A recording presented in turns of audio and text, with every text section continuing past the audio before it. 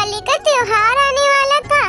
Tony चिड़िया सोच रही थी कि वो अपनी बेटियों की दिवाली को अच्छा कैसे बना सकती है। इसलिए टोनी चिड़िया जंगल में दिए बनाकर बेचा करती थी।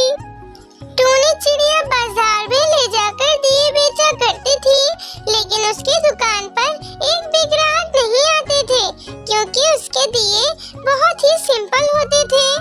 आओ भाई आओ, दिए ले जाओ, सुंदर सुंदर दिए ले जाओ, अपने घर में दीपक जलाओ, खुशी से दिवाली मनाओ, एक दिया सिर्फ 2 रुपए में। टोनी चिड़िया को दिया बेचते बेचते शाम हो जाती है, लेकिन उसका एक भी दिया नहीं बिकता है। अब टोनी चिड़िया निराश हो जाती है। जब टोनी चिड़िया के दिए नहीं बिकते हैं तो वो निराश होकर अपने घर वापस चली जाती है। क्या हुआ मम्मा, तुम्हारे आज भी दिए नहीं बिके क्या? तुम वापस क्यों आ गई? अरे मेरी बच्ची, मैं तुझे क्या बताऊं, मेरे आज भी एक भी दिए नहीं बिके और मैं आज भी खाली हाथ ही वापस आ गई। मुझे माफ कर दे बेटा, मैं तेरी दिवाली अच्छी नहीं बना सकती, मुझे माफ कर दे। मुझे कुछ भी समझ नहीं आ रहा है कि मैं क्या करूं कि मेरे दिए बिकने लगे। मैं तो इतना अच्छा दिया बनाती हूँ, बिल्कुल भी मिलावट नहीं करती हूँ।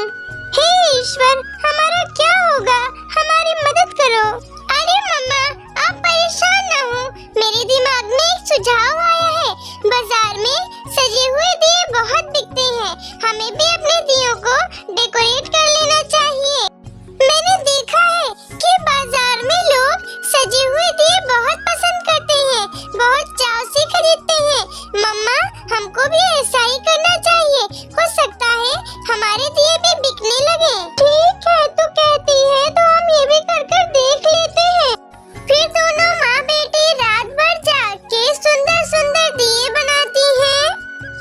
फिर जब अगले दिन टोनी चिड़िया दिए बेचने जाती है तो उसके सारे दिए हाथों हाथ बिक जाते हैं और उसके सारे दिए खत्म हो जाते हैं। आज टोनी चिड़िया बहुत खुश थी क्योंकि उसके सारे दिए बिक जो गए थे। टोनी चिड़िया ने बाजार से आते वक्त अपने घर में सजाने के लिए लाइटें खरीदी थी और अब उसे अपने घर के बाहर सजा दिया था। अब टोनी चिड़िया बहुत खुश थी। इसी तरह टोनी चिड़िया की दिवाली अच्छे से गुजर जाती है क्योंकि उसके सारे दिए जो बिक गए थे। टोनी चिड़िया की बेटियां भी बहुत खुश हो गई थी। इसी तरह